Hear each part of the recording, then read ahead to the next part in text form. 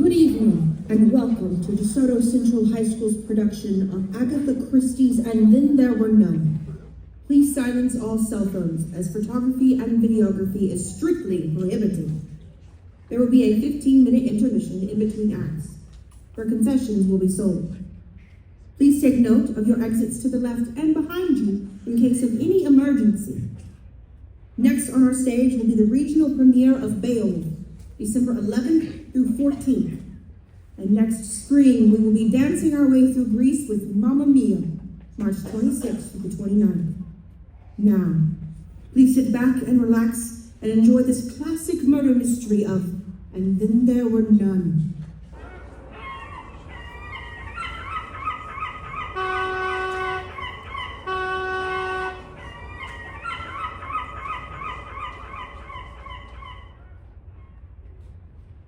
First lot to be arriving this morning, and a light not far behind. Good evening, Fred. Good evening. Is that the boat? Yes. Oh, dear, already? Have you remembered everything? I believe so. Lemons, cream, eggs, subsoles, tomatoes, and butter. That's all, wasn't it? That's right. So much to do, and I don't know where to start. No maids till the morning, and all of these guests arriving today. Come on, Ethel. Everything's ship-shape now. Looks nice, don't it, Fred? Looks neat. Quite bad, but rich folks like places bad. Rich folks is queer. Queer sort of gentleman was built this place. Spent a wicked lot of money on it, he did. Then up and sold the place. Beats me why the old wanted to buy it. Living on an island. Calm down, Ethel. Take the stuff down to the kitchen. They'll be here any minute now. Making that steep climb an excuse for a drink, I suppose. Like some others I know. B and Jim, two gentlemen arriving by car. I want 5 loaves by the morning and 8 pints of milk, remember? Right. And don't forget, I ought to fill up an oil the engine, Fred. Or I have all the lights running down on me. It was held up at the station this morning. I'll read over first thing tomorrow. Very well. And don't forget, do give a hand with the luggage, will you? Right.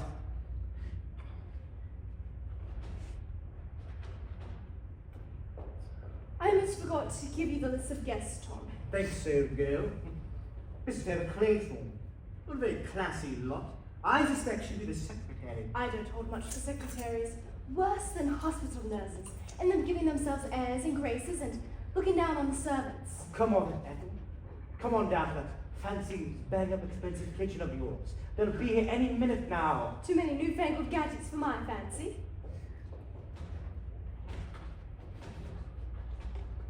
So, this is it. How perfectly lovely. Good evening, Miss. Good Your evening. Miss Claythorne. You're Rogers? Yes, Miss. Would you bring up my luggage and Captain Lombard's? Of course. You've been here before? No, but I've heard a lot about this place. From Mr. and Miss Owen? No pal of mine, Johnny Brewer. He built this house. Very sad and poignant story. A love story. Yes, ma'am. The saddest of all. You see, he was a wealthy young boy, and he fell in love with the famous Lily Morgan. Married her and bought this island and built this house just for her. Sounds most romantic. Poor Johnny. He thought by cutting her off from the rest of the world, he could have her. But of course the Lily tied over Ivory Tower and escaped. Uh-huh. John went back to Wall Street, made a few more millions, and the place was sold. Now here we are. Well, I ought to find where Miss Owen is. Those will be up in a minute. Well, it'd be quite rude if you left me all alone. Oh, would it? Well, I wonder where she is. She'll come along when she's ready. Now, while we're waiting, I think I can make myself a drink. I'm very dry. Of course you could. Certainly warm after that steep climb. What's yours? No, thank you. Not for me. Not on duty. A good secretary is never off duty. Really, this is exciting. What? All this, the smell of the sea, the gulls, the beach, and this lovely house. I'm going to enjoy myself. I think you are. I think we both are. Here's to you. Very lovely.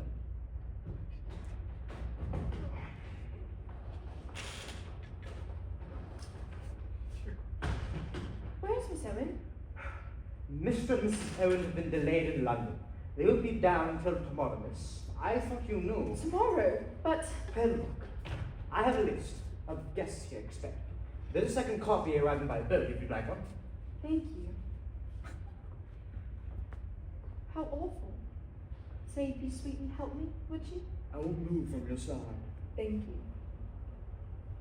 It seems silly to have only got us here on the first vote and the rest on the second.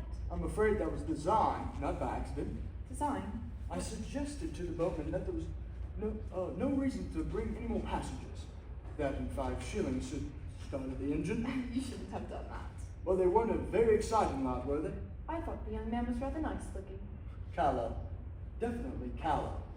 Very, very young. I suppose you think a man in his 30s is more attractive. I don't think, my darling. I know. Wizard place you've got here. I'm Mrs. Owen's secretary. Miss Owen has been detained in London, I'm afraid, and won't be down until tomorrow. Oh, too bad. May I introduce you to Captain Lombard, Mr. Marston. Anthony Marston. Have a drink, sir? Oh, thank you. What do we have? Gin? Sherry? Maybe some whiskey? Huh. Whiskey, I think.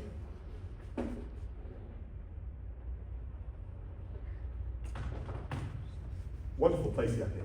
I'm Mrs. Owen's secretary. Miss Owen has been detained in London, I'm afraid, and won't be down until tomorrow. Say when. Oh, wizard. How are you?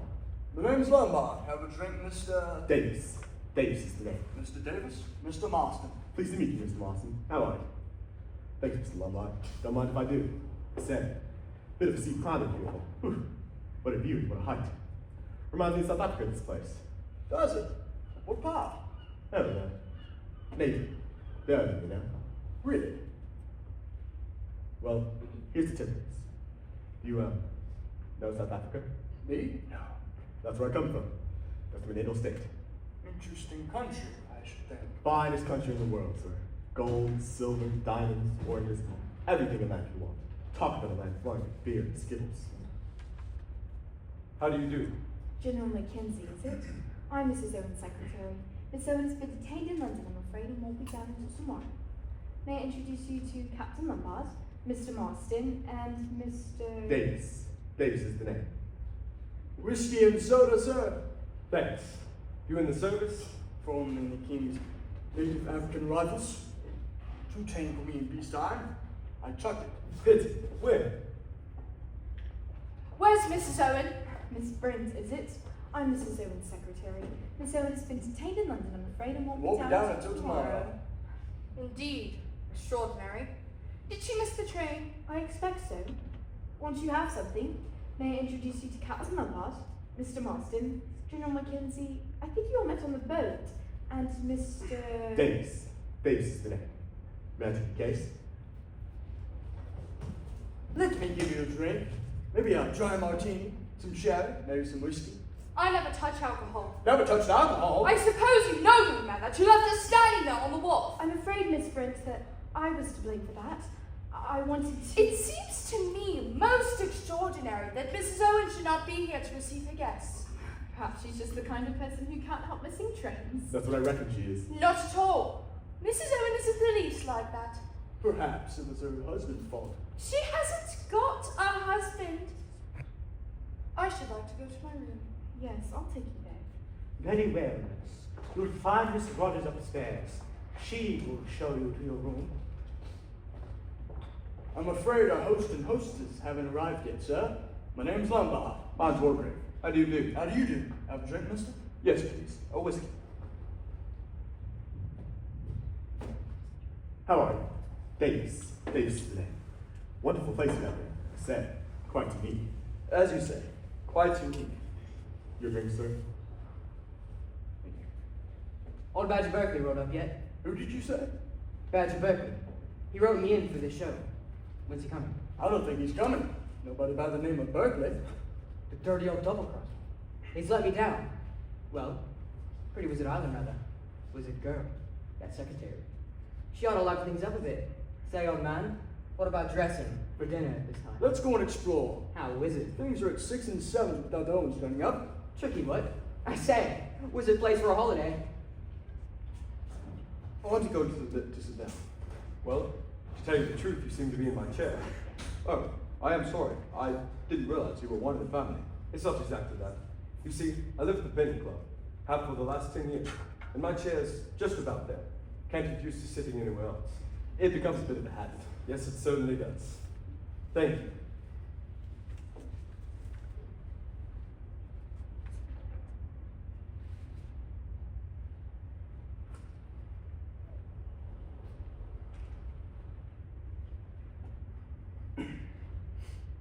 It's a nice chair.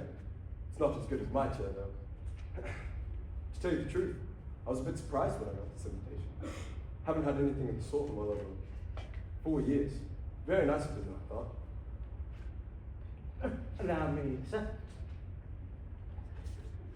Can I have your keys, sir? Is the Lady Constance Comington expected here? Can you tell me? Lady Constance Conington? No, sir. Not unless she's coming down with Mr. and Mrs. Owen. Oh, Allow me, sir. Can I have your keys? no thanks. I'll unpack for myself. Very well, sir. Dinner is at 8 o'clock, I believe. Shall I show you your room? Yes, please. Of course.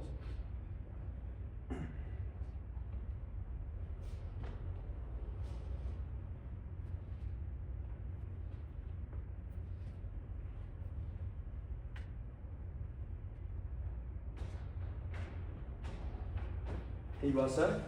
I'll call Rogers.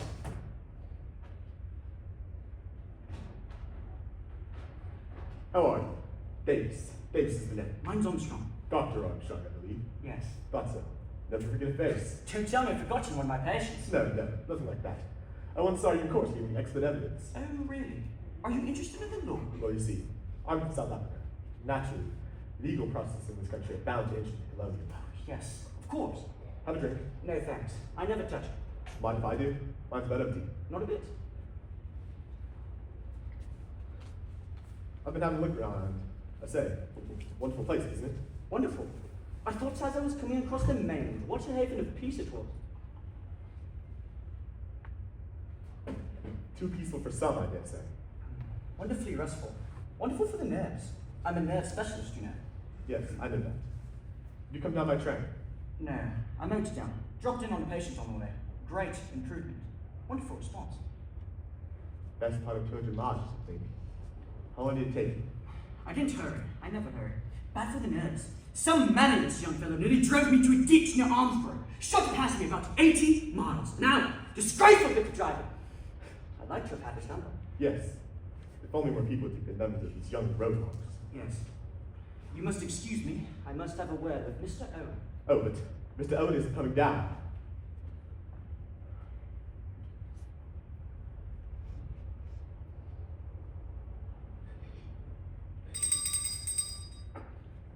You rang, sir? Yes. Take my hat, will you? Of course, sir. What time's supper? I believe tonight's dinner will be at 8 o'clock. Tonight's dressing will be optional. Got a good place here? Yes. Been here long? No, sir. Just gone during the week. So I suppose you didn't know much about the crowd that's here. No, sir. All old friends of the family? I couldn't say, sir. Oh, well. Oh, Rogers. Yes, sir. Rogers, could you put some sandwiches and a bottle of beer in my room at night? I get an elegant appetite with the sea air. I'll see what I can do, sir. I'll see you on Blues Light. Where's my room? I'll show you. Good. I can do the washing and brush up straight away. Of course, sir.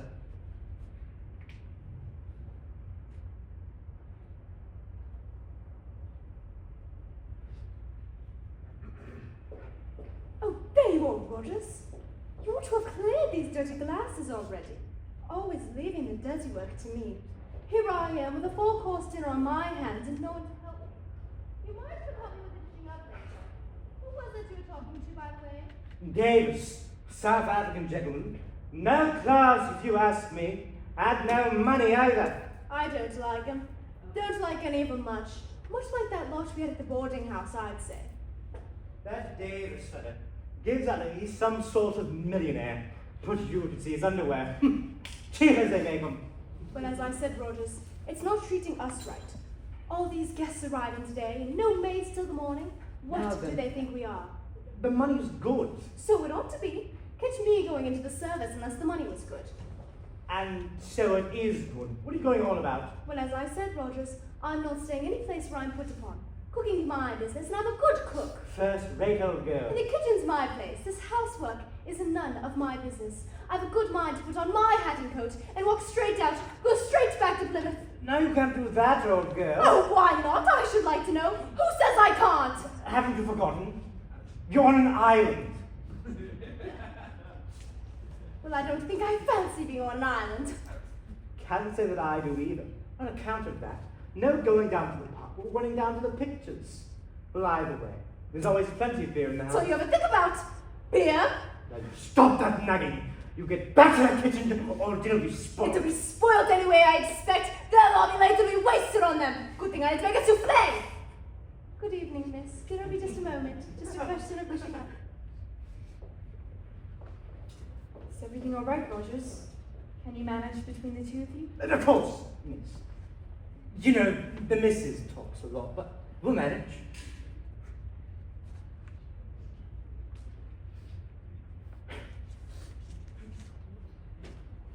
What a lovely evening. Yes, indeed. The weather seems very settled. How plainly one can hear the sea. A pleasant sound. Hardly a breath of wind. And deliciously warm. It's not like England at all. I should have thought you might feel a little uncomfortable in that dress. Oh, no. It's rather tight, isn't it? I don't think so. If you'll excuse me, my dear, but you're a young girl and you have your living to earn. Yes. A well-bred woman doesn't like her secretary to appear flashy. It looks as though, you know, you're trying to attract the attention of the opposite sex. And would you say I do attract them? That's besides the point. A girl who deliberately sets out to get the attention of men won't be likely to keep a job long. Surely that depends on who she's working for. Really, Miss Claythorne? Aren't you being a little unkind? Young people nowadays behave in the most disgusting fashion. Disgusting? Yes. Low-backed evening dresses, lying half naked on the beaches, or the so-called sunbathing an excuse for immodest conduct. Nothing more. Familiarity. Christian names drinking cocktails, and look at the young men nowadays. Decadent. Look at that young Matson. What good is he? And that Captain Lombard. What do you have to object in Captain Lombard? I should say he's a man that lived a very interesting and varied life. The man's an adventurer. All this younger generation is no good. No good at all. You don't like youth, I see. And what is that supposed to mean? Well, I was just remarking that you don't like young people. And is there any reason why I should pray? Oh, no, but it seems to me that you must miss out on an awful lot. You're very impertinent. I'm sorry, it's just what I think. The world will never improve until we stamp out the immodest. Quite pathological. What did you say? Nothing. And what about the old boy? He looks rather like a tortoise. Don't you think so? All judges look like tortoises. They all have that venomous way of darting their heads in and out. That Mr. Justice Wargrave is no exception. I didn't realize he was a judge. Oh yes, he's promised to believe responsible for sending more innocent lives to the death than anyone in England. Oh, hello you. Have you two met? This is Mr. Armstrong and this is Miss Claythorne. See, Armstrong and I decided that the old boy... Yes, I heard you. And so did he, I think. Sir Lawrence, Miss Brent, isn't it? I should like to have a word with you. Will you come out here?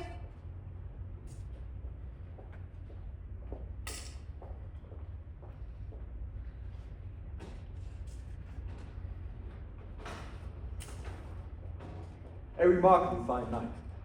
Absolutely wizard car. A supercharged sports bar, Lady Carlotta. You don't see many of them on the roads. I can get over 100 out of it. Did you come from London? Yes, 208 miles, and I did it in a bit over 4 hours. Too many cars on the road, though, to keep it up. Touched 90 going over Salisbury Plain. Not too bad, eh? I think you passed me on the road. Oh, yes? Nearly drove me into a ditch! Did I? Sorry. If I'd seen your number, I'd have reported you! You were footling along in the middle of the road. Footling? Me? Footling? Oh, well. What about a drink? Good idea.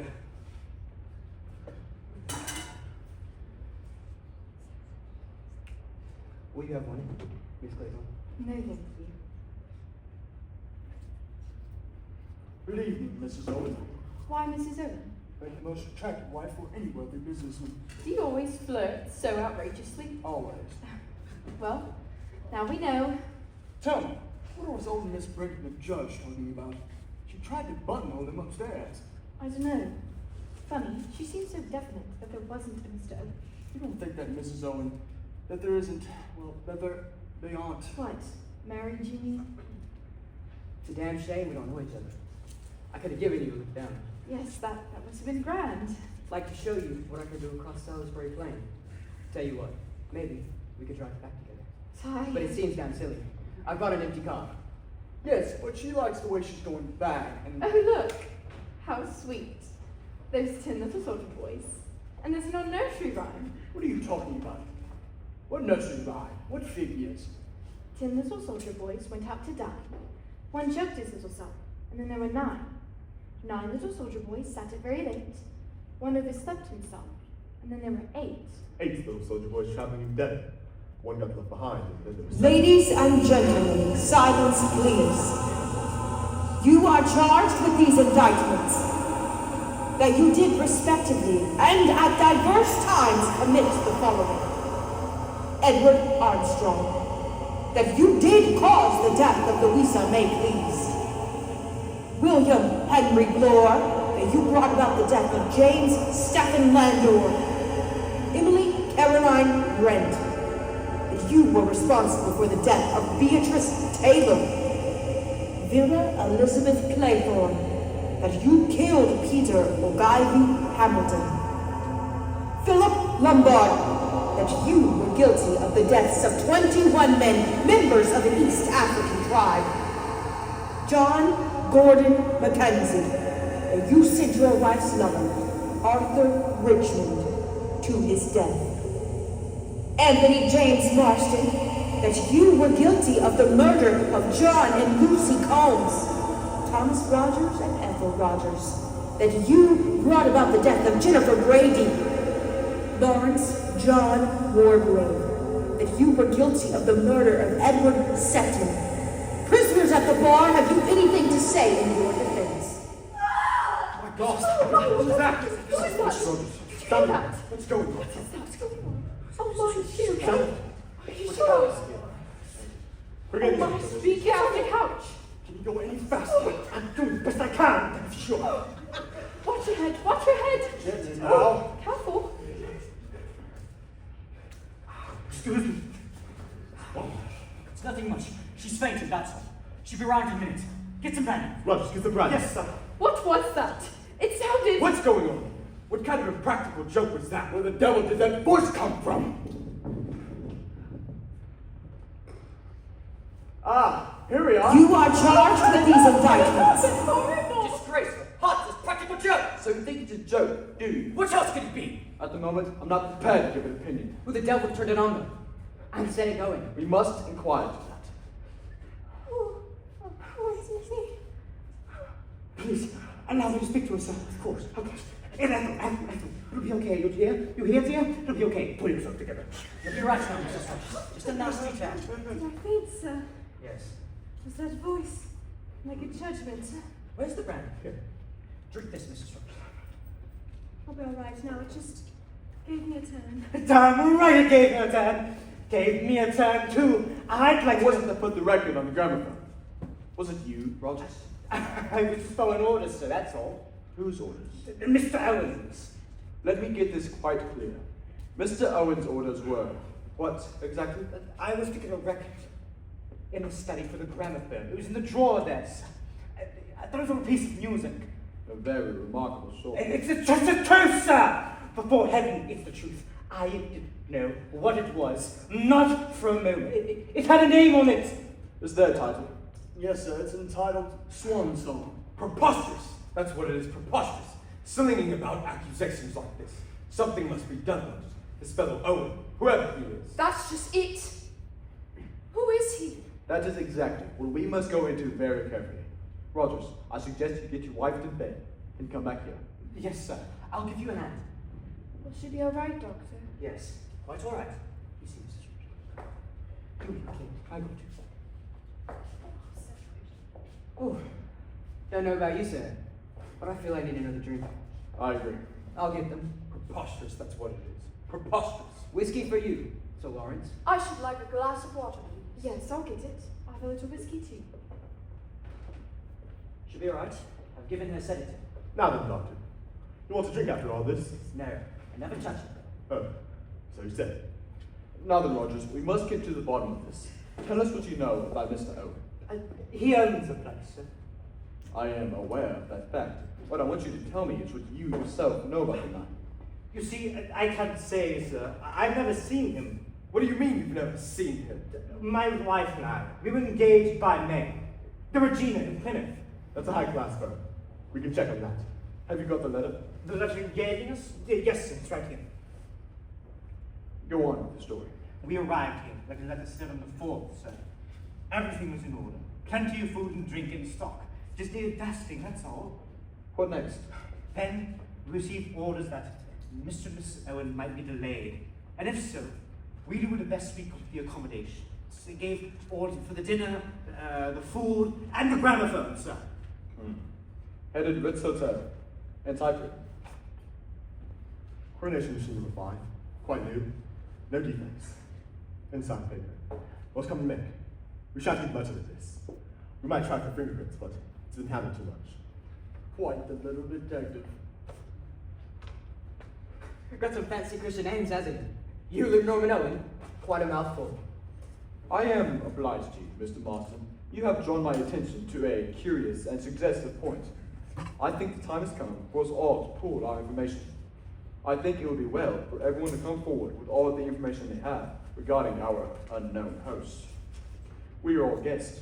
I think it would be profitable if each one of us were to explain exactly how that came about. There's something very peculiar about all this. I received a letter with a signature that was not very easy to read. It purported to be from some woman I met at a certain summer resort 2 or 3 years ago. I took the name to be altered. I'm quite certain I've never met or become familiar with anyone by the name of Owen. Have you got that letter? Yes, I will fetch it for you. Thank you. Miss Claypool? I never actually met Miss Owen. I went to the holiday post. I applied to a secretarial agency, Miss Grenfield's, in London. I was offered this post and accepted. You were never interviewed by your prospective employer. No, this is the letter. Soldier Island, Sticklefhaven, Devon. I have received your name from Miss Grenfield's agency. I understand she knows you personally. I shall be very glad to pay you the salary you ask and shall expect you to take up your duties on August 8th. The train is the 12:10 from Paddington to Oakbridge. I enclose £5 for expenses. Yours truly, Una Nancy Owen. Mr. Marston. Don't actually know the Owens. I got a wire from a pal of mine, Badge of Bowman. Told me to roll up here. Surprised me a bit. I had an idea the old horse had gone to Norway. I haven't got the letter. Dr. Armstrong. In the circumstances, I think I may admit that my visit here was professional. Mr. Owen wrote to me. He was concerned about his wife's health. Her nerves, to be precise. He wanted a report without her being alarmed. He therefore suggested my visit here should be regarded as that, as an ordinary guest. You had no previous acquaintance with the family. No. And yet you had no hesitation in obeying summons. A colleague of mine was mentioned and a very handsome fee was suggested. I was due for a holiday anyway.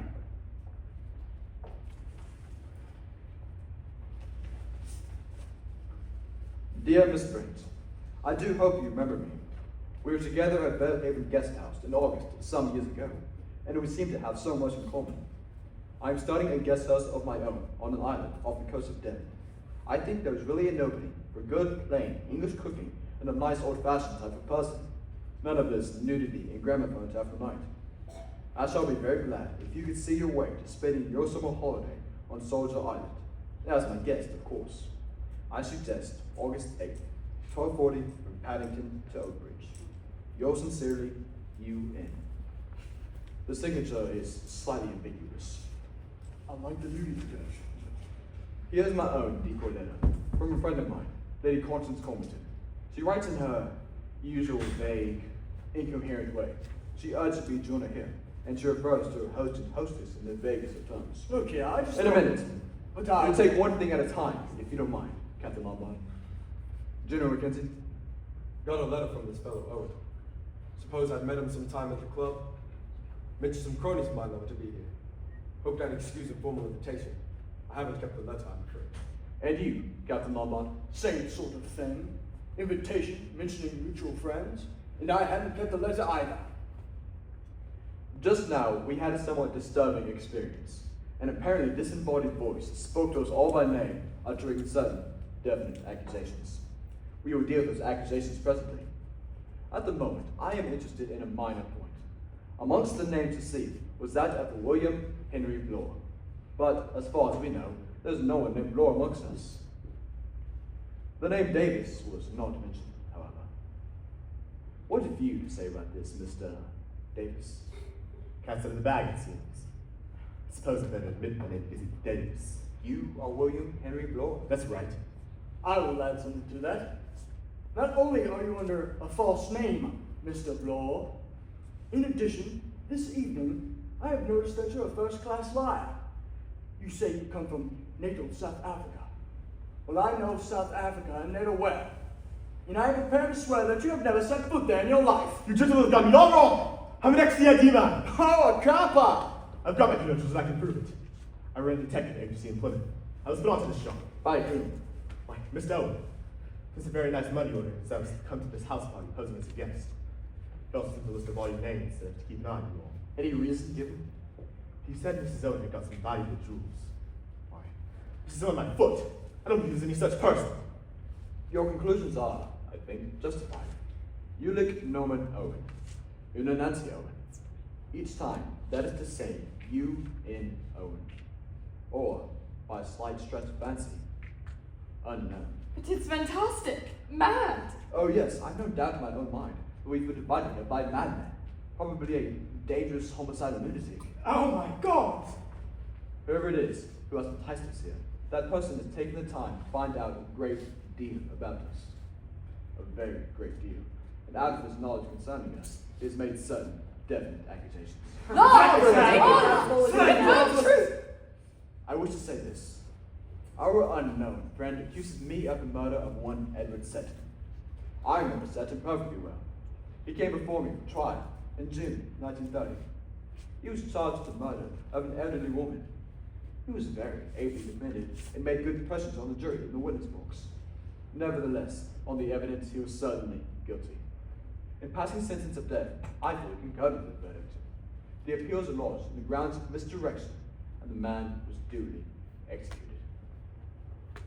I wish to say before you all that my conscience is perfectly clear on the matter. I did my duty, and nothing more. I passed sentence on a rightly convicted murderer. Did you know Sinton at all? I mean, personally. I knew nothing of Seton previous to the trial. The old boy is lying. I swear he's lying. Fellow's a madman, absolute madman. Got a bee in his bonnet. Got a hold of the wrong end of the stick all the way around. They ought to leave this sort of thing unanswered. However, feel I have to say no truth in what they say about a young Arthur Richmond. Richmond was one of my officers. I sent him on reconnaissance in 1917. He was killed. Also like to say, resent very much. Slur on my wife. Best woman in the world. Absolutely. Seize this guy. You know, I've just been thinking. John and Lucy Guns. Must have been a couple of kids I ran over near Cambridge. Good luck. For them or for you? Well, I was thinking, for me. No, but of course, you're right, sir. It was damn bad luck for them, too. Of course, it was pure accident.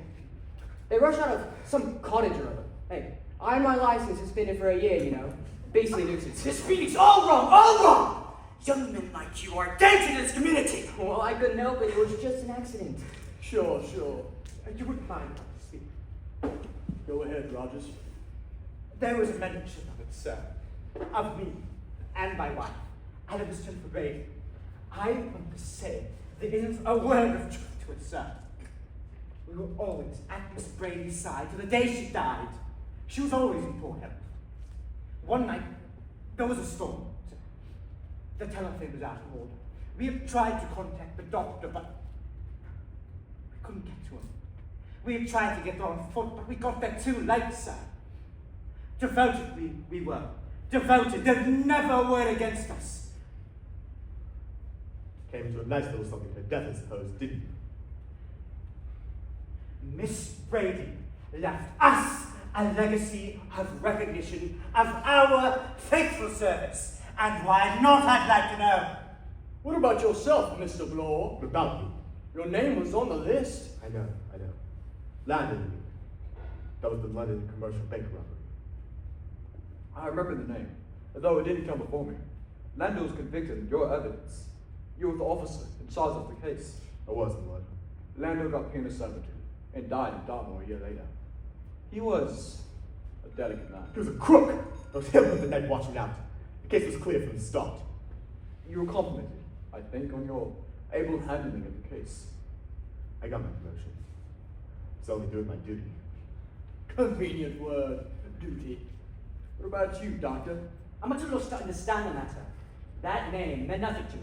What was it? Close? I really don't remember having a patient of that name, or it's being connected with a death in any way. The thing's a complete mystery to me. Of course, it was a long time ago. It might possibly be one of my operation cases in hospital. They come too late. So many of these people. Then, when the patient dies, it's always the surgeon's fault. Then it's better to take up nerve cases and give up surgery. Some, of course, give up drink. I protest! You have no rights to insinuate such things! I never touch alcohol! My dear fellow, I never suggested you did. Now, Mr. Unknown Owen's the only one who knows the facts. Miss Clayton. I was nursery governess to Peter Hamilton. We were in Cornwall for the summer. He was forbidden to swim far out. One day when my attention was distracted, he started off. I couldn't get there in time. Was there an inquest? Yes, I was exonerated by the coroner. His mother didn't blame me either. Thank you. Miss Brent? I have nothing to say. Nothing. Nothing. You reserve your defense. There's no question of defense. I've always acted according to the dictates of my conscience. What a law-abiding lot we seem to be, huh? Myself accepted. We are waiting for your story, Captain Lombard. I haven't got a story. What do you mean? Well, I'm sorry to disappoint all of you, but it's just that I plead guilty. It's perfectly true. I left those natives alone in the bush. You abandoned your men? Not quite the act of a proper gentleman, I'm afraid. But after all, self-preservation is a man's first duty. Natives don't mind dying, you know. They don't feel it as Europeans do. Our inquiry rests there. Now then, Rogers, who else is on this island besides ourselves, you and your wife? No one, sir. You're sure of that? Yes, sir. Thank you. Very well. Oh, don't go, Rogers. I am not yet clear as to the purpose of our unknown host in getting us to assemble here. But, in my opinion, he's not sane in the accepted sense of the word. He may be dangerous. In my opinion, it would be well for us all to leave this place as soon as possible. I suggest tonight. I'm sorry, sir, but there's no boat on the island. What? No boat at all. No, sir. Why don't you telephone to the mainland? There's no telephone either, sir. Oh. Fred Knock. He's the only one who goes in or out. He brings everything, sir. The food, the orders, the papers, sir, everything. A bit unsporting, what? Aren't you ferret out the mystery before we go? Whole thing's quite like a detective story. Positively driven. At my time of life, I have no desire for thrills. The legal life's narrowing. I'm all for crime. Here's to it.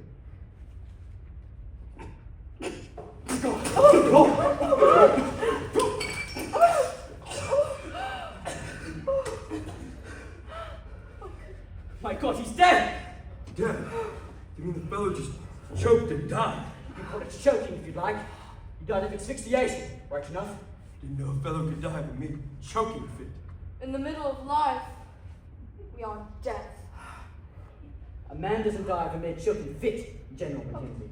Marston's death Isn't what we call a natural death. Was there something in the whiskey? Yes. By the smell of it, cyanide. Probably potassium cyanide. Works pretty well instantaneously. Then he must have put the stuff in the drink himself. Suicide, eh? That's a rum go. Did you never think he committed suicide? He was so alive. He was enjoying himself. Oh, look.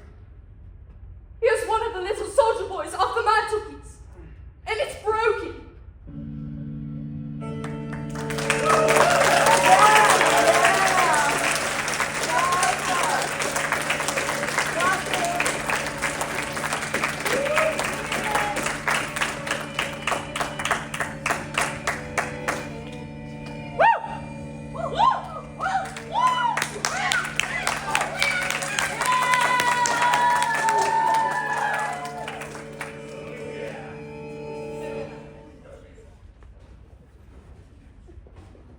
We've been to the top. No sign of the boat yet. It's very early still. Oh, I know. Still, the fellow brings the milk and the bread and all that. I should have thought you'd have got me before this. No sign of any breakfast. Oh, don't. Let's not bother about breakfast. How's the weather looking? The wind is freshened a bit. Brother Matt this guy. Old one of the train yesterday, so we were due for dirty weather. Shouldn't run if he wasn't right. I wish that boat would come. The sooner we get off this island, the better. It's absurd not keeping a boat on the island. No proper harm. If the wind would come to blow from the southeast, a boat would be dashed to pieces against the rocks. But a boat should always be able to make it to us from the mainland. No, Miss Flint. That's just what it wouldn't. Do you mean we should be cut off from the land? Yes. Condensed milk, rivet and a tin stuff. To the gale has let himself out. But you needn't worry. He's only a big chop. I think the pleasures of living on an island are rather overrated. I wonder if that boat's coming. Annoying the way the house is built slapped up against the rocks. You can hardly see the mainland until you've climbed to the top. Shall we go up there again? It's no good, Doctor. A watch pot never holds. Besides, there's no sign of the boat being out when we were up there just now. What can this man near us do? They're all like that in Devon. Never hurry themselves. And where's Rogers? He ought to be about. If you ask me, Master Rogers was pretty badly grounded last night. I know. Ghastly, the whole thing. Got the window, probably. I take an even bet that he and his missus did do the old lady, and You really think so? well, I never saw a man more scared. Guilty as hell, I should say. Fantastic. The whole thing. Fantastic. I said, suppose he's opted? Who? Rogers. But there's any way he could. There's no boat on the island. You've just said so. Yes, but we've only Rogers' word for that. Suppose there is one, and he's nipped off at first things. Oh no, he wouldn't be allowed to leave this island. Sleep well, General? Yes, I dreamed. I don't wonder at that. I dreamed of Leslie, you know, my wife. Oh, yes, I wish Nagin had come. Who's Nagin? But look, that's over yesterday afternoon. Only yesterday. Yes, I feel like that too. Bad gramophone records, suicides. But all man can stand. Except you started to back at Soldier Island. I give you my word. So you don't know. What's that, General? I don't like the look of him. I reckon your Boston suicide must have been a pretty bad shock to him. He looks years older. Where's that poor young fellow now? In the study. Couldn't know myself. Dr. Armstrong, I suppose it was suicide? What else could it be? I don't know, but suicide? You know, I had a pretty funny feeling the night. This Mr. Unknown at home. Suppose he's on the island. Rogers may know, or may have told him to say so. Pretty nasty thought, isn't it? Or would it have been possible for anyone to tamper with Mr. Martin's drink without our seeing him? Well, they were standing right up there. Anyone could have slipped a doll with a cyanide in it if they'd wanted to. But that... Please, sir, please, please. What's happened to my wife, sir? Yes, of course. Is she filling in the wells there? No, sir. No, sir. She's... Did you want to leave this island without him? Of course. I wish the boat would come. I hate this place. Yes, the sooner we can get in touch with the police, the better. The police? The police have to be notified in case of suicide, you know, Miss Claiborne. Oh, yes, of course. Still no sign of breakfast. Are you hungry, General? Feeling like breakfast? Leslie, my dear. Oh, no, I'm not. I'm Vera Claythorne. Of course. Forgive me. I took you for my wife. Oh, I was waiting for her, you see. but I thought your wife was dead long ago. Yes, I thought so too. But she's here, on this island. Good morning. Good morning, Captain. Lombard? Good morning. Didn't overslept myself. The boat here yet? No. It's late, isn't it? Yes. Good morning, Vera. You and I could have gone for a swim before breakfast. Too bad all this. Too bad you overslept yourself. You must have good nerves to sleep like that. Nothing makes me lose sleep. Didn't dream of African ladies by any chance, did you? No. Did you dream of comets on Dartmoor? Look here! I don't think that's funny, Captain Lombard! Well, you started it, you know. Anyway, I'm hungry. What about breakfast? The whole domestic staff seems to have gone struck. Ah, well, we can forage for ourselves. Hello. That's strange. What is? You remember we found one of these little fellows smashed last night? Yes, that ought to leave 9. That ought to leave 9. I'm certain there were 10 of them here when we arrived. Well, There are only 8. there are. I think it's queer, don't you? Well, maybe there were only 9 to begin with. We assumed that there were 10 because of the ride. Hello, Armstrong. What's the matter? Mrs. Rogers is dead. No. How? Died in sleep. Rogers thought she was still under the influence of the sleeping draught I gave her and came down without disturbing him. He lit the kitchen fire and did his room. Then, as she hadn't to bed, he went up, was alarmed by the look of her, and came hunting for me. She'd been dead about 5 hours, I'd say. What was it? Heart? Impossible to say. It's Mary. She might have been poisoned, I suppose, Doctor. It's perfectly possible. With the same stuff as young Marston. No, not cyanide. It would have to have been some narcotic or hypnotic. One of the barbiturates or chloral. Something like that. You gave her some sleeping powders last night, didn't you? Yes, I gave her a mild dose of luminol. Didn't give her too much, did you? Certainly not. What do you mean? All right, no offense, no offense. I just thought that perhaps she had a weak heart. The amount I gave her could not have hurt anyone. And what exactly did happen? Impossible to say without an autopsy. If, for instance, this death had occurred in the case of one of your private patients, what would have been your procedure? Without any previous knowledge of her state of health, I certainly could not give a certificate. She was a very nervous-looking creature. She had an awful fright last night. Perhaps it was heart failure? Her heart certainly did fail to beat. Or what caused it to fail? Conscience. What exactly do you mean by that, Miss Brent? You all heard. She was accused together with her husband of having deliberately murdered her former employer, an old lady. And you believe that's true, Miss Brent? Certainly. You all saw her last night. She broke down completely and fainted. The shock of having her wickedness brought home was too much for her. She literally died of fear. It's a possible theory. One cannot adopt it without more exact knowledge. Call it, if you prefer, an act of God. Oh no, Miss Brent! You regard it as impossible that a sinner should not be struck down by the wrath of God. I do not. My dear lady, in my experience of ill-doing, Providence leaves the work of conviction and judgment to us mortals. The process is often fraught with difficulties. There are no shortcuts. Let's be practical. What did the woman have to eat and drink after she went to bed last night? Nothing. Nothing at all. Not a cup of tea or a glass of water. Rochester assures me she had nothing at all. He might say so. So that's your idea. Well, why not? You all heard that accusation last night. Rogers and his missus did the old lady in. They're feeling quite safe and happy about it. Happy? Well, they know there's no immediate danger to them. Then, last night, some lunatic goes and spills the beans. What happens? It's the woman cracks, goes to pieces. Did you see it hanging around as she was coming to? Not on husbandly solicitude, not on your sweet life. She was like a cat on hot bricks, and that's the position. They've done a murder and gotten away with it. But if it's all running raked up again now, it's the woman to give the show away. She had the nerve to brazen it out. She's a living danger to her husband, that's what she is. And Tim, he's all right. He'll go on lying to the cows come home. But he can't be sure of it. So what does he do? He puts a nice little dollop of something in a cup of tea. And when she's had it, he rinses out the cup and the saucer, tells Armstrong she ain't had nothing. But it's impossible. A man wouldn't do that. Not to his wife. You'd be surprised at this Playboy what some husbands would do. Excuse me. I'm getting breakfast. I'm afraid I'm not much of a hand as a cook. But a cold egg and dough is satisfactory. And then I can manage some fried potatoes and... Yes, that will be fine, Rogers. Lunch! Lunch! We shall eat for lunch! And without that boat coming! Mr. Bloor! What? I'm sorry, sir, but the boat won't be coming. What? Fred Narcott. He's always here before 8. Is there anything else you require? No, thank you, Rogers. And it isn't Rogers. His wife lying dead upstairs, and he's cooking breakfast and calmly talking about lunch. And now he says the boat's supposed to be coming. How the hell does he know? Mr. Bloor! What? Don't you see? He stays. He's just carrying on automatically like a good servant would. It's pathetic, really. It's fully Boston, if you ask me. The really significant thing is the failure of the boat to arrive.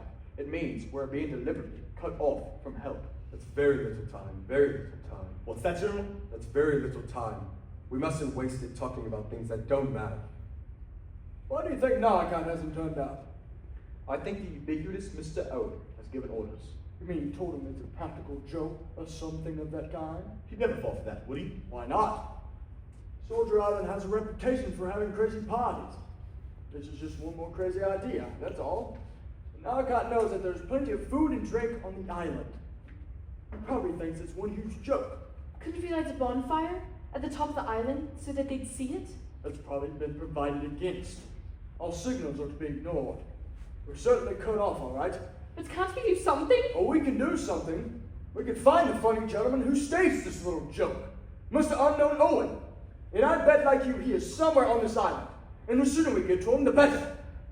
Because in my opinion, he is as mad as a hatter and as dangerous as a rattlesnake. Hardly a very good simile, Captain Lombard. A rattlesnake at least gives warning of its approach. Warning? My God, yes. That's our warning. 10 little soldier boys. There were 10 of us after Nag had left, right? 10 little soldier boys 10 little soldier boys went out to die. One went out and choked himself. Marston choked himself, didn't he?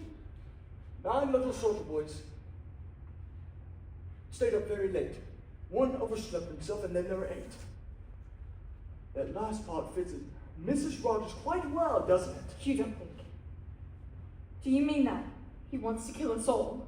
Yes, I think he does. And each one fits the rhyme. No, it's impossible. It's coincidence. It must be coincidence. There are 8 little soldier boys there. I suppose that's coincidence too? What do you think, Blaw? I don't like it. But there's nobody on the island. I'm not so sure of that. This is terrible. None of us will ever leave this island. Cut somebody, shut up, Grandpa! What do you think, Sir Lawrence? Don't you agree with me? Up to a point, yes. Then the sooner we get to work, the better. Come on, Armstrong, come on, Blaw. Let's make short work of it. I'm ready.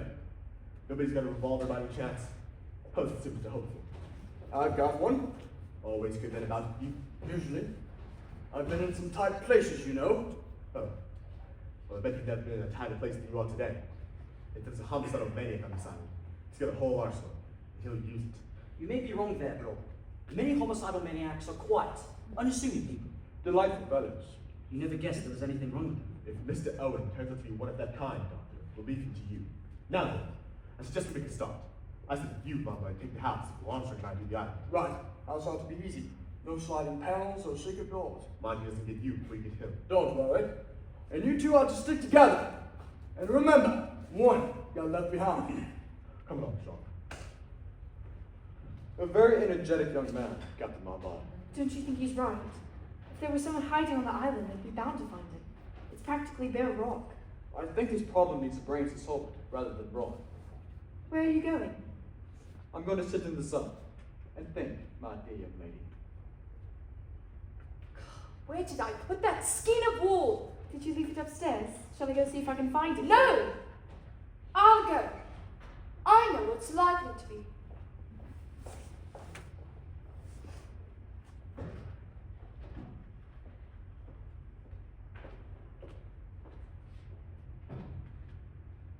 I'm glad Captain Lombard's got a revolver. They're all wasting time.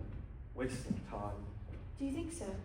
Yes, it's much better to sit quietly and wait Wait for what? for the end, of course. I wish I could find a lesson. Your wife? Yes, I wish you'd known her. She was so pretty, so gay. Was she? I loved her very much, of course. I was a lot older than she was. She was only 27. Arthur Richmond was 26. Arthur Richmond was my ADC. Leslie liked him. They talked of music and plays together. I thought she took a motherly interest in the boy. Damn fool. No fool like an old fool, they say. It was like a book when I found out. I was in France. She wrote to us. She put the wrong letter in the wrong envelope. So I knew. Oh no. Don't worry, my dear. It's been a long time. But you see, I loved her and believed in her. I never said anything to him. I let it gather inside. Here. A slow, murderous rage. Damned young hypocrite, I liked the boy. Trusted him. I wonder what the others are doing. I sent him to his death. Yes, it was quite easy. Mistakes were being made all the time. All anyone could say is I lost my nerve a bit, made a blunder, sent my best men off to die. Because they never knew. I never told her. And we went on as usual, but nothing seemed quite real anymore. She died of pneumonia. She had a heart-shaped face and gray eyes and brown hair that curled. Oh, don't. Yes, I suppose in a way it was murder. Curious murder. I I always thought I was such a law-abiding man. Didn't seem like that at the time. Serves him damn well right, I thought. But after, well, you know, don't you? What do you mean? You don't know. I thought you would. I thought you'd be glad that the end was coming. We're all going to die, don't you know? I don't know. You don't know! Oh, you're very young. You haven't gotten to that yet. The relief, the blessed relief, to know that you're through with it all. You haven't got to carry that burden any longer. General. Don't talk to me that way! I want to sit out there and wait. Wait for Leslie to come for me.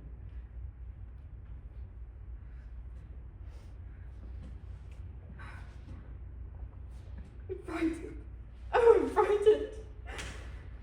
All correct. No secret passage. One corpse. Don't. I say, you do look low. What's the matter? What about a drink to calm your nerves? A drink? 2 corpses in the house at 9 o'clock in the morning and all you have to say is have a drink? An old man going, quite crackers, have a drink. 10 people accused of murder, that's all right, just have a drink. Everything's fine so long you have a drink. All right, stay thirsty then. Oh, you're nothing but a waster, an adventurer. You make me tired. You are a head up. What's the matter, my sweet? I'm not your sweet. Oh, I'm sorry, I rather thought you were. Well, you can think again. Come now, you know you really don't mean that. We got something in common, you and I. Rogues and murderers can't fall out. Rogues and murderers? Okay. You don't like the company of rogues and murderers and won't have a drink. Fine. I'll go finish searching.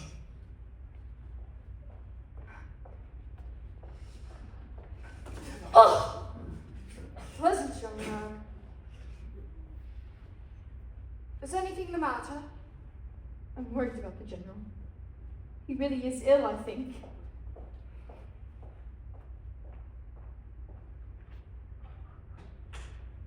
Looking out for the boat, General? His sin has found him out. Oh, don't. One must face facts. Can any of us afford to throw stones? Even if his wife was no better than she should be, and she must have been a depraved woman, he had no right to take judgment into his own hands. What about Beatrice Taylor? Who? That was the name, wasn't it? You're referring to that absurd accusation about myself? Yes. Now that we are alone, I have no objection to telling you the facts of the case. Indeed, I should like you to hear them. It was not a fit subject to discuss before gentlemen, so naturally, I refused to say anything last night. That girl, Beatrice Taylor, was in my service. She had very nice manners and was clean and willing, and I was very much deceived in her. Of course, that was all the sheerest of hypocrisy.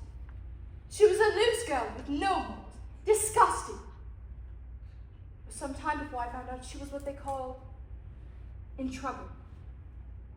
It came as a great shock to me. Her parents were decent folks who raised her up very strictly. I'm glad to say they didn't condone her behavior. What happened? Naturally, I refused to keep an hour under my roof. No one shall ever say I condoned immorality. Did she drown herself? Yes. How old was she? 17. Only 17? Quite old enough to know how to behave. I told her what a low, depraved thing she was.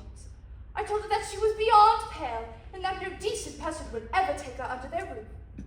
I told her that her child would be born the child of sin and would be branded all of his life, and that the man would naturally never dream of marrying her. You told a girl of only 17 all that? Yes. I'm glad to say I broke her down utterly. Poor little devil. I have no patience with this indulgence towards sin. And then I suppose you turned her out of the house? Of course. And she didn't dare go home. What did you feel like when you found out that she drowned herself? Feel like? Yes, didn't you blame yourself? Of course not. I have nothing which to reproach myself. I believe you really feel like that. That's what makes it all the more horrible.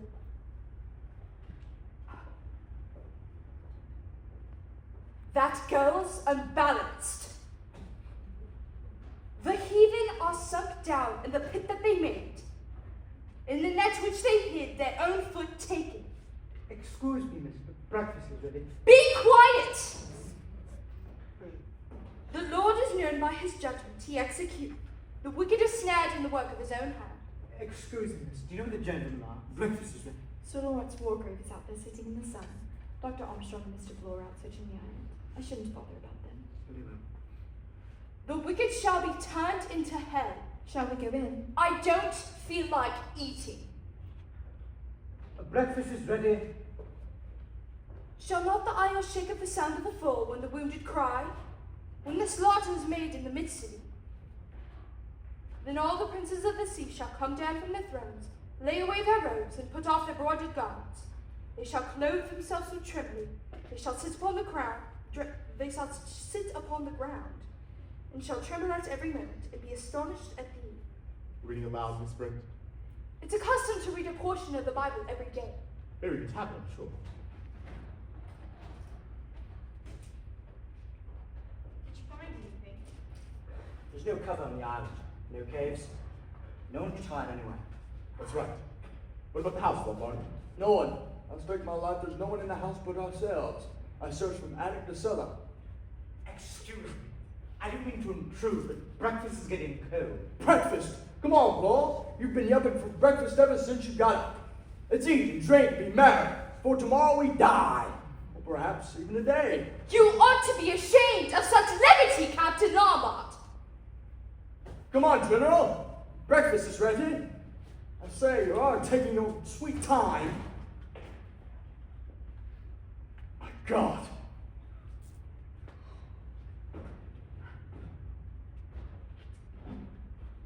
One gun left behind. There's a knife in Mackenzie's back. He's dead. He's dead. Be Captain. Who could have done it? There's only us on this island. Exactly, my dear sir. Don't you realize that this clever and cunning criminal is always comfortably one stage ahead of us? That he knows exactly what we are going to do and makes his plans accordingly? There's only one place you know, where a successful murderer could hide and have a reasonable chance of getting away with it. One place where? Here. In this room. Mr. Owen is one of us.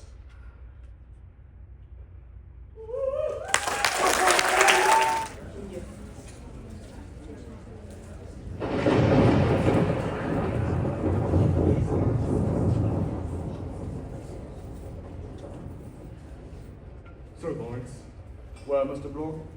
I want to give you a look. Graduate of 17. This damn murderer is one of us, and I think I know which one. Really? Ever heard of the Lizzie Borden case in America? Old couple killed with an axe in the middle of the woods. Only person that could have done it was the daughter, a respectable middle-aged spinster. Incredible. So incredible that they acquitted him, but they never found any further explanation. So your answer to the problem is Miss Emily Brent. I tell you, that woman is mad as a hatter, religious mad. She's the one. We must watch her. I have formed the impression that your suspicions were in a different quarter. Yes, but I've changed my mind. I'll tell you why. She isn't scared. She's the only one who isn't. Why? Because she knows quite well she isn't in danger. Hush. We made some coffee. Where it's cold in here. You'd hardly believe it when you think what a beautiful day it was this morning. Are Captain Lombard and Rogers still out? Yes. Both can land anyway. Miss Prince? Allow me.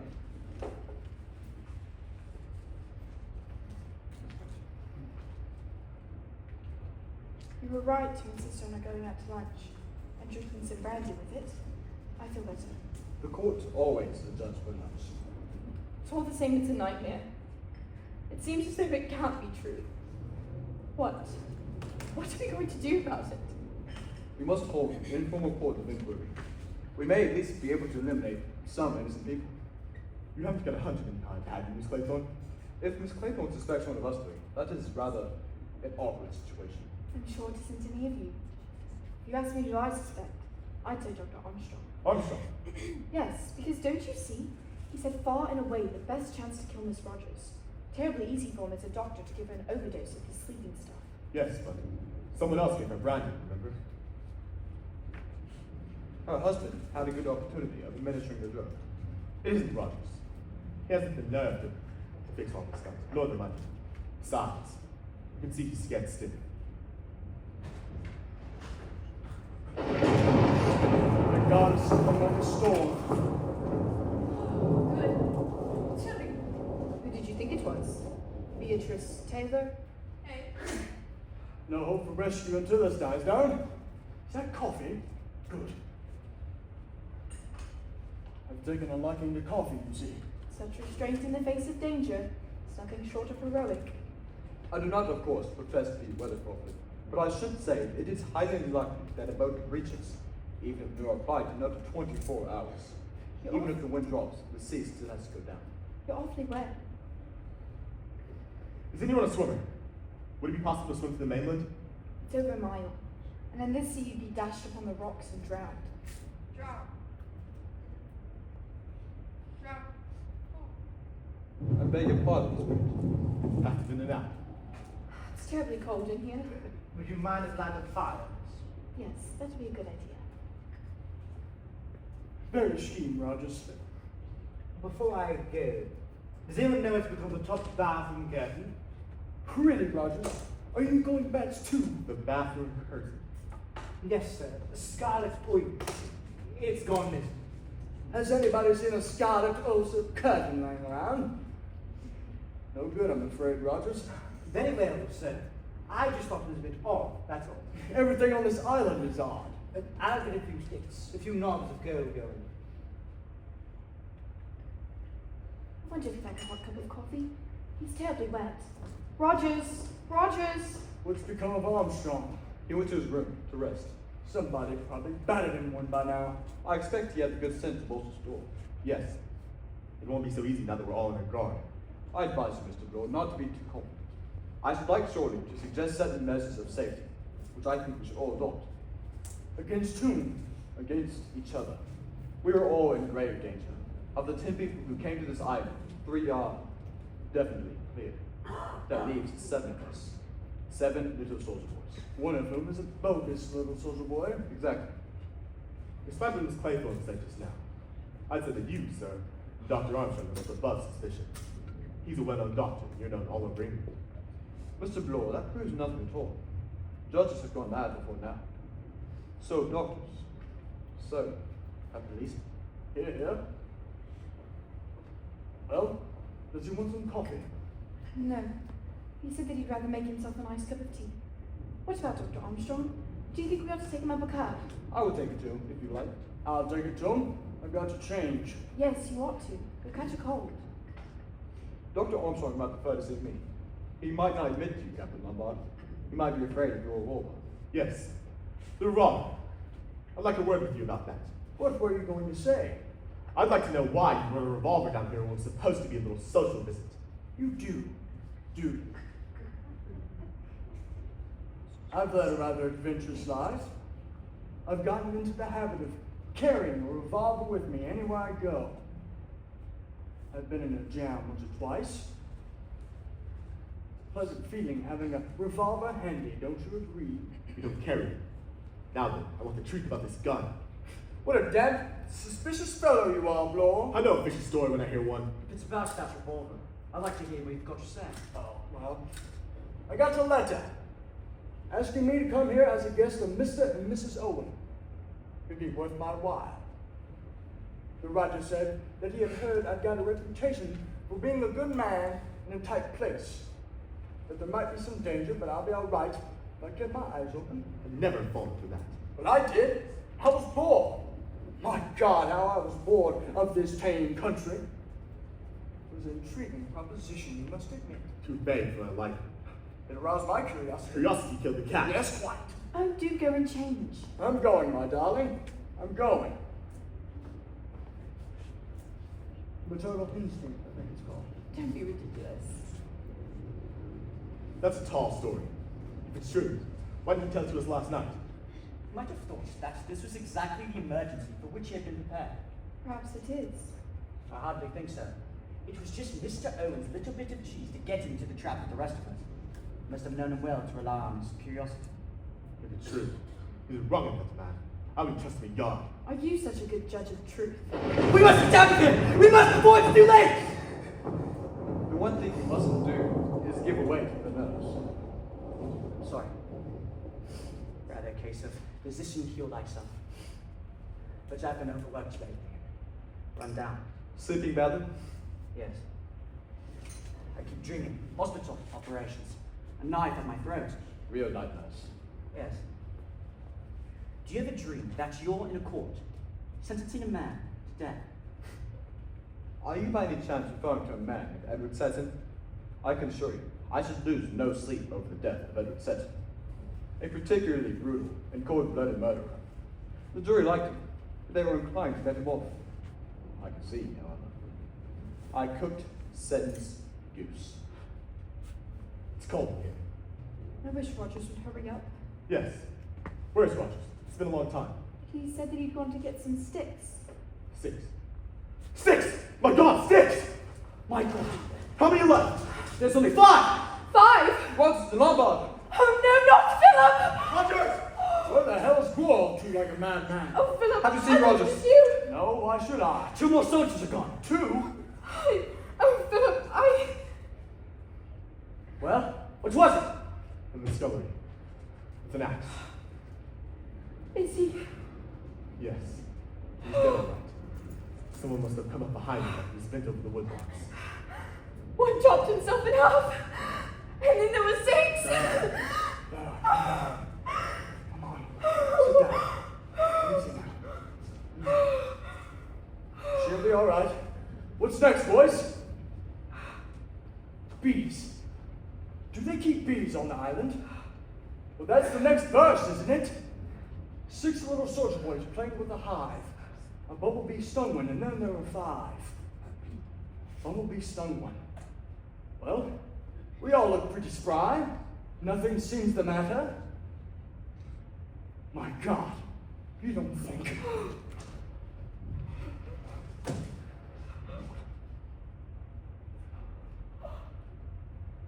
A hypodermic syringe.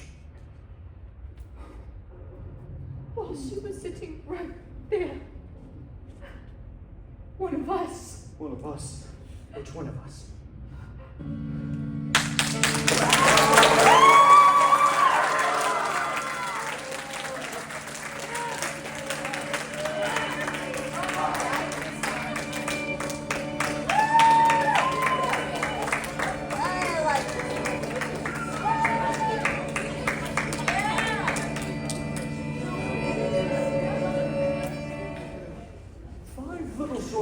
Sitting in a row, watching each other and waiting for the blow. I hardly think this is the moment for facetiousness.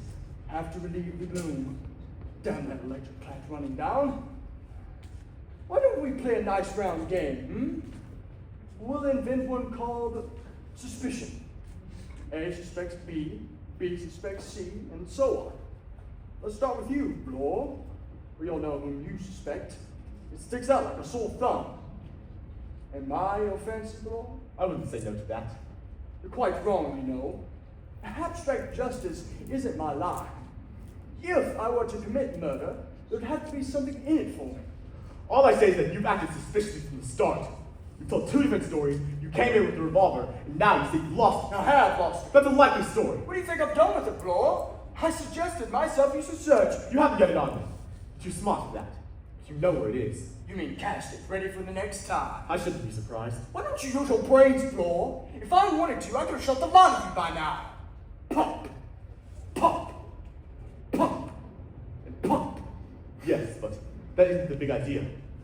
The crazy touch. My God, man, I am saying enough. The doctor says there's some lunatics you've never known lunatics. That's true enough, I'd say. We shouldn't just sit here, doing nothing.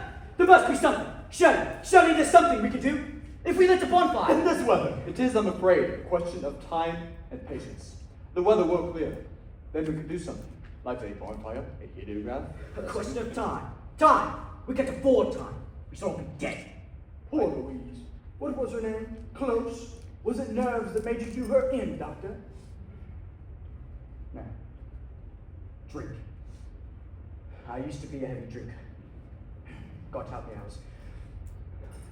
I was drunk when I operated.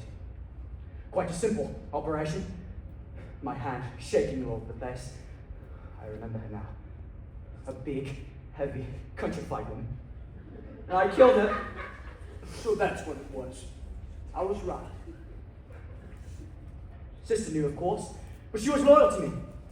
Also the hospital, I gave up drinking, gave it up altogether. I went in for a study of nervous diseases. Very successfully. 1 or 2 lucky shots. Good results with 1 or 2 important women. They talked to their friends. For the last year or 2, I've hardly known which way to turn. I've climbed to the top of the tree. Until Mr. Unknown Owen, and down will come the cradle and the doctor and all. Will you stop your devil staring and joking? Gentlemen, please. We can't afford to quarrel. It's okay by me. My apologies. It's this terrible inactivity that gets on my nerves. We are adopting, I feel convinced, the only measures possible. So long as we remain together, all within sight of each other, repetition of the tragedies that have occurred must be impossible. We've all submitted to a search. Therefore, we know that no man is armed with firearms or a knife. Nor has any man got any drug or cyanide about his person. If we remain, as I say, within sight of each other, nothing can happen. But we shall need food, sleep. That's what I said. Obviously, the murder's only chance is to get one of us detached from arrest. So long as we prevent that, we are safe. Safe? You're very silent there. There isn't anything to say. It's awful waiting. Waiting for the hours to go by. Yet feeling like they may be the last. What is the time? 8:30. Is that all? Pretty awful like this. How are the candles holding out? It was a whole packet. Storm's dying down a bit. What do you think, sir? Perhaps. We mustn't be too optimistic. The murderer's got everything on his side. Even the weather seems to be falling into his plans. What about something to eat? If you like, I'll go out and open some tongue and make some coffee. It is that you four stay here. That's right, isn't it? Well, no. You see, Miss Claiborne, it might be inadvisable to eat or drink something that you have prepared out of our sight. You don't like me, do you? It's not a question of likes or dislikes. There are very few tricks that'll get past you, Sir Lawrence. You know, if you won't be offended by my saying so, you are my fancy. Now is hardly the time, Captain Lombard, to indulge in the luxury of taking offense. I don't think it's Bloor. I may be wrong, but I don't think he's got the imagination for this job. And if you are the criminal, well, I tip my hat off to you for a damn fine actor. Thank you for nothing. I don't think it's you, Doctor. I don't think you've got the nerve. You've got plenty of nerve, Vera. On the other hand, you do strike me as eminently sane. Therefore, if you were to commit murder, you would have to have a thoroughly good motive. Thank you. I've thought of something. Splendid! Animals, vegetables, minerals. That man says he's a police officer, but we have no proof of that. He's only said so after the gramophone record, when his name had been given. Before that, he was pretending to be some South African billionaire. Perhaps the police officer's just another impersonation. What do we really know about? Nothing at all. He's a policeman, all right. Just look at his feet. That is enough from you, Mr. Lombard! Well, now we know where we are. Oh, by the way, Doctor, Miss Claythorne suspects you. Oh, yes, she does. Haven't you seen her give you a look from time to time? Well, there's always a prejudice. I suspect Sir Lawrence. Bloor suspects me. Armstrong suspects Bloor. What about you, sir? Quite early in the day, I formed a certain conclusion. It seemed to me that everything that had occurred pointed quite unmistakably to one person. I'm still of the same opinion. Which one? Well, no. You see, Miss Claiborne, it might be inadvisable to mention that person's name at the present time. Inadvisable in the public interest? Exactly. What about the food idea? No. Let's stay here. We're safe here. I can't stay, I'm hungry. I'm not ravenous myself. You can go out and guzzle by yourself, Bloor. Tell you what. Suppose I go in and bring a tin of biscuits. Good idea. Oh, Bloor. What? An unopened tin, Bloor. Only the wind making the curtains rattle. I wonder what happened to the bathroom curtain. The one that Rogers missed. By the wildest stretch of imagination, I cannot see what a homicidal lunatic wants to do with a scarlet oil silk curtain. Things seem to have been disappearing. Miss Brent was just skein of knitting wool. So the murderer, whoever he or she is a kleptomaniac too. How does it go?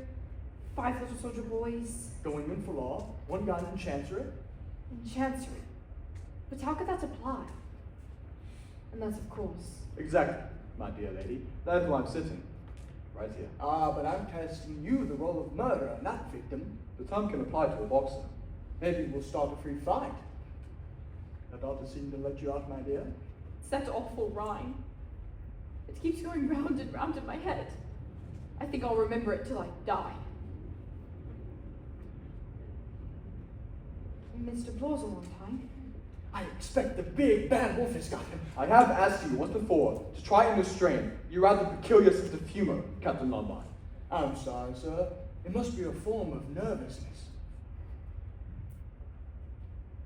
Put your hands up. Search him. Are you serious?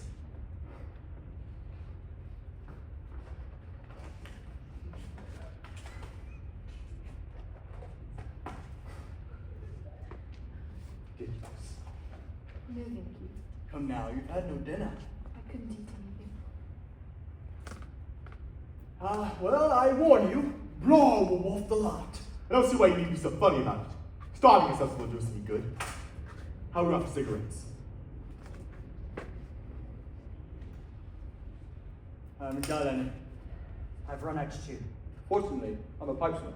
I've got a whole box upstairs in my suitcase. I will go and get it. I could do with a cigarette myself. It is that you four stay where you are.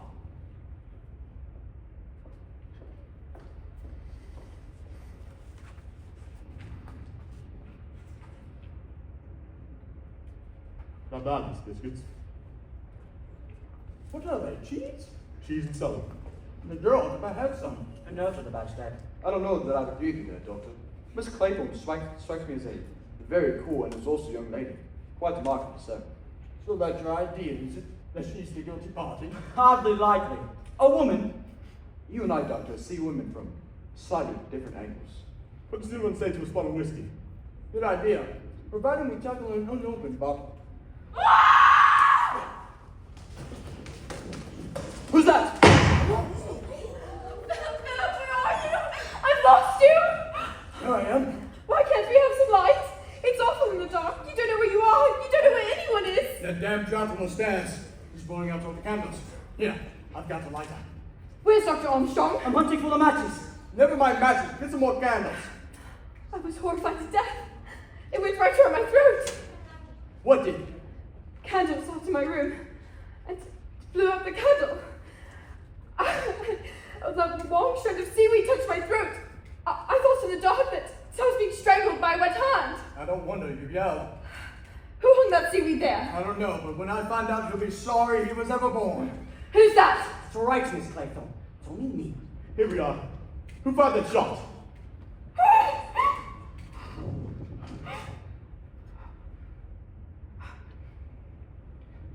He's dead. Shot him in the head. One foot chancery. And then there were 4. Miss Claythorne? You got me out of the way. You got me to go upstairs for cigarettes. You hung that seaweed there. You did it all so you could kill that helpless old man in the dark. You're mad, all of you crazy. That's why you went to the red curtain and the knitting wool. It was planned long ago for that. Oh my, let me get out of here.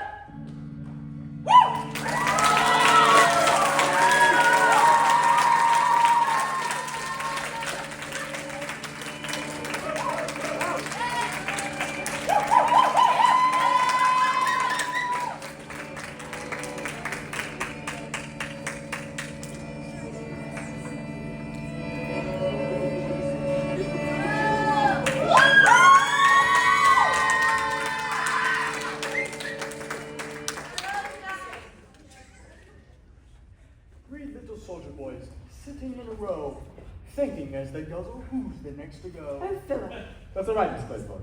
I don't mind joking on a full stomach. I must say, I was hungry.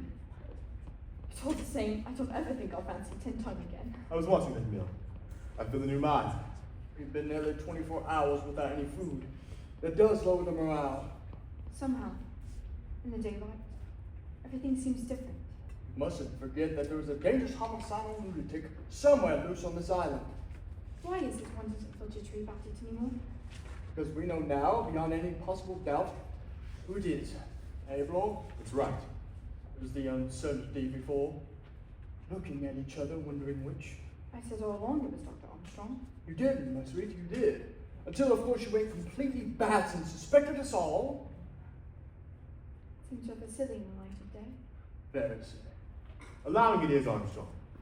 What's happened to him? Well, we know what he wants us to think has happened to him. What exactly did you find? One shoe.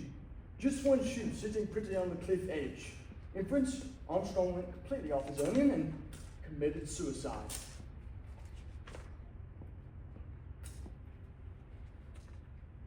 All very circumstantial. Even to one little China soldier broken there in the doorway. I think that was rather overdoing it.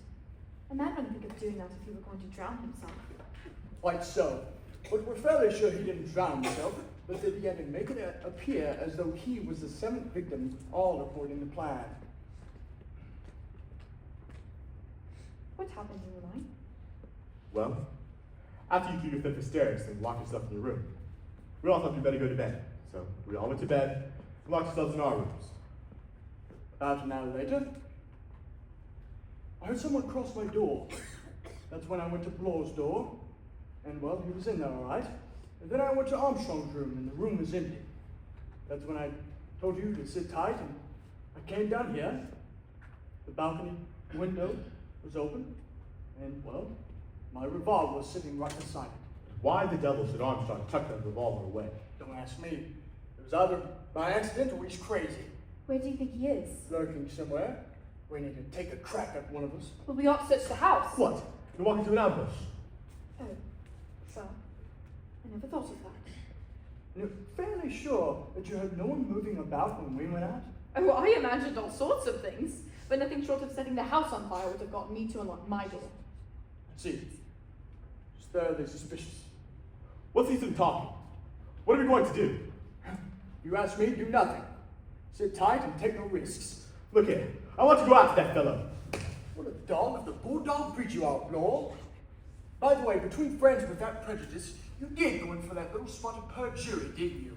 Well, I don't suppose it makes any odds now. Lando was innocent, all right. The gang squared me, and between us we put him away for a stretch.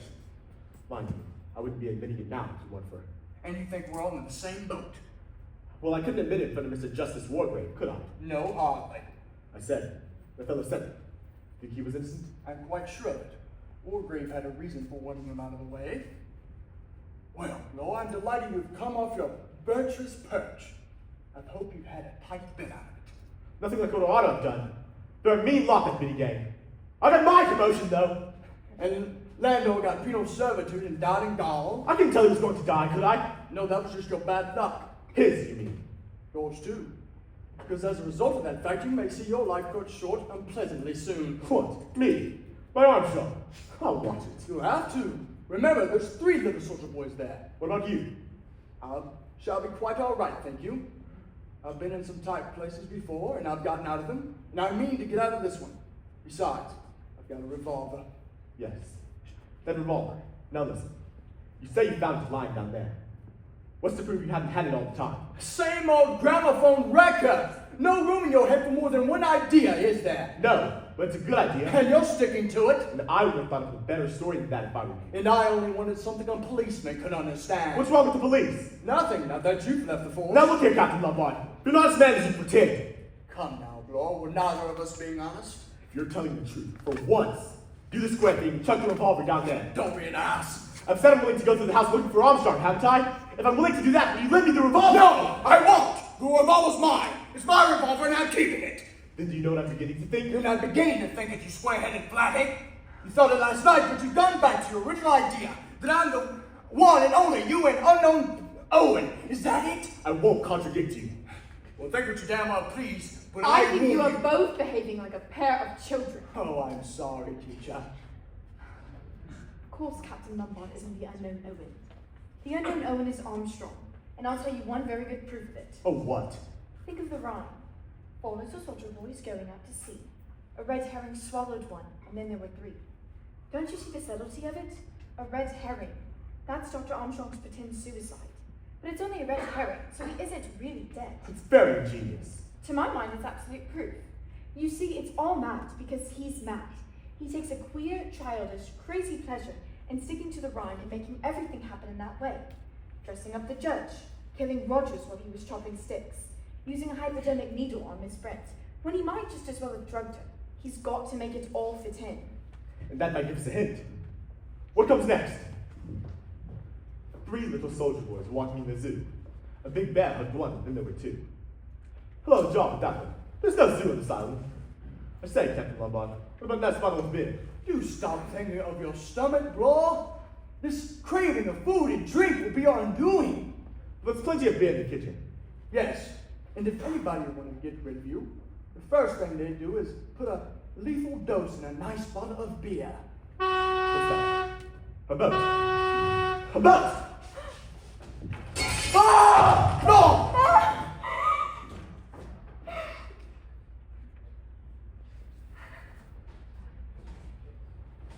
Lord's got his. How? Hope you try.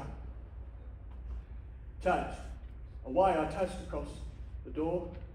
Is he? Yes. It's stove in. Crushed. Damn bronze bear holding a card from the landing. A bear? Oh, how ghastly! It's its awful childishness. I know. God, what a fool Blow was. And now there are 2. Yes, we'll have to be very careful of ourselves. We shan't do it. He'll get us. We'll never get away from this island. Yes, we will. I've never been beaten yet. Don't you feel that? There's someone now, in this room, watching us, watching it, and waiting. That's just nerves. Then you do feel it. No, I don't. Please, Philip, we have to get off this island, anywhere. Perhaps if that was a boat, they'll see us. All right. We'll go to the top of the island and wait for relief to come. It's a sheer cliff on the far side. We're able to see anybody who approaches from the house. Anything's better than staying here. Would you rather be cold than that? I'd be colder if I were dead. Perhaps you're right. Quick reconnaissance. Be careful, Philip. Please. I'm not raw. There is no window directly above. Oh, hello. There's something washing upon the rocks. What? It looks like a body. Better if you stay in there. I'll take a closer look.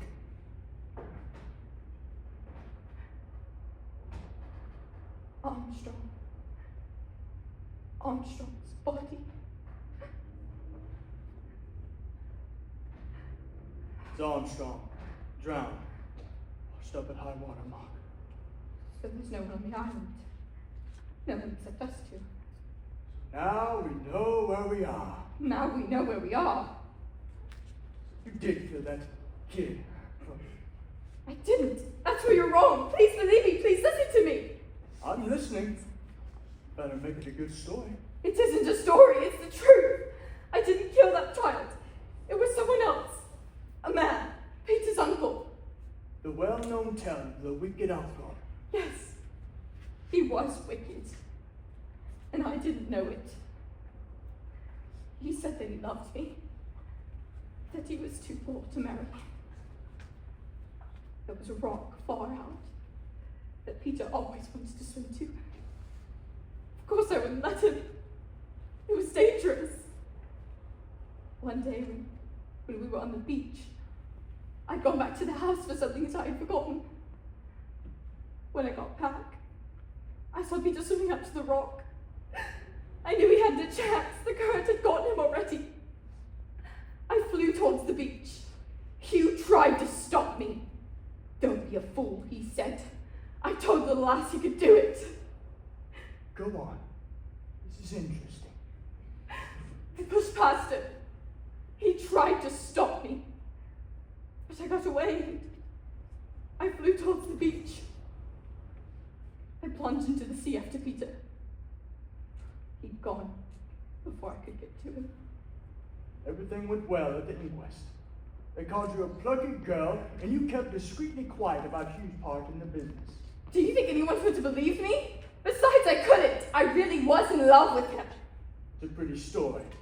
And I suppose Hugh let you down? Do you think I ever wanted to see him again? You're a very accomplished liar, though. Can't you believe the truth when you hear it? And who set the traps to Cooper Law?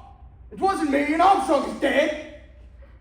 Now, I know I've broken most of the commandments in my lifetime, and I am no saint.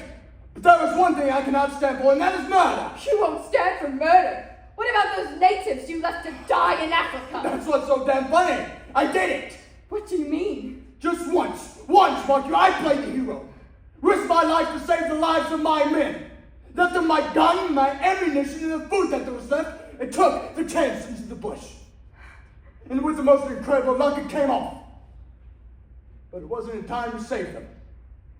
And then there were rumors spreading around that I deliberately abandoned my men. There's life for you. You expect me to believe that? Why, you actually admit to the whole thing? I know, I got such a kick out of watching their faces. You can't fool me with a stupid lie like that. Blast you, Vera. Why didn't I see it there before? It's there, in your face. The face of a killer. You cannot fool me any longer.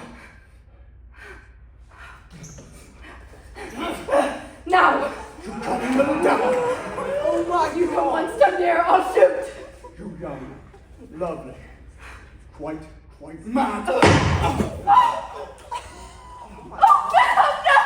no, I'm sorry.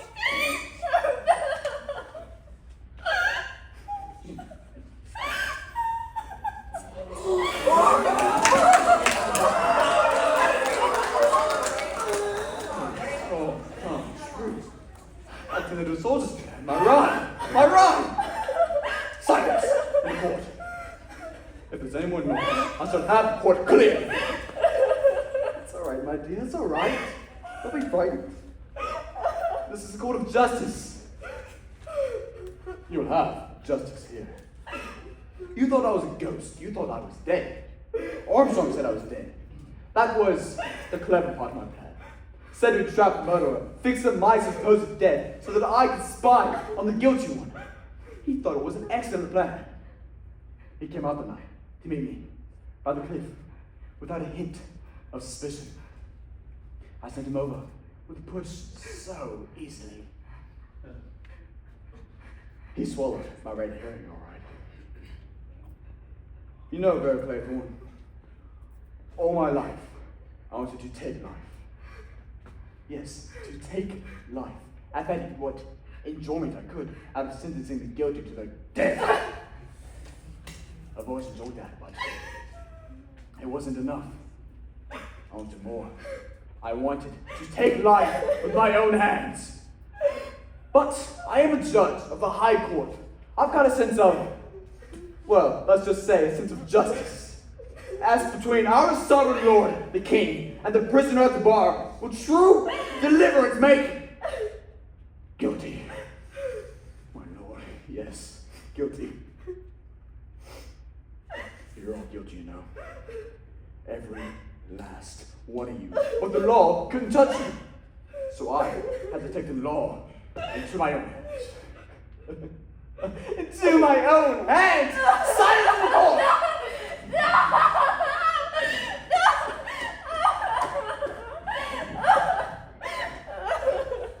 Anthony Mossman was first. Then, Mrs. Rogers, Bob told him the brandy. Mackenzie, stabbed. I got Rogers with an axe while he was out chopping steaks. Don't Emily Brent's coffee so she couldn't feel the hypodermic. And then, and only then, booby trap for Bloor. And Bloor's a fool. I always knew it'd be easy to kill Bloor.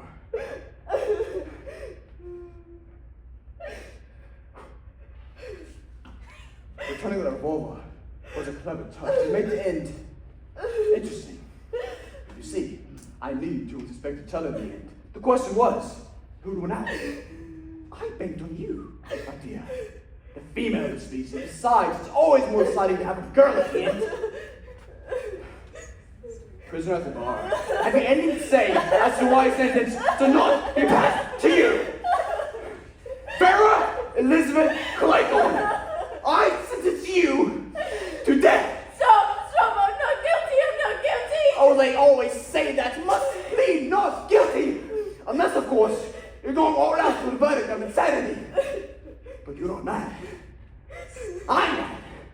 You're not. I'm innocent! I swear it! I never wanted to kill that child! I never killed him!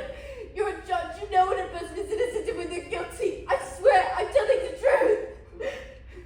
So you didn't drown the boy after all? Interesting. Very interesting. Well, it doesn't matter much now, does it? What? I can't spoil my lovely rhymes. I just play the soldier boy. You're the last one. One is the soldier boy, the fall in trouble.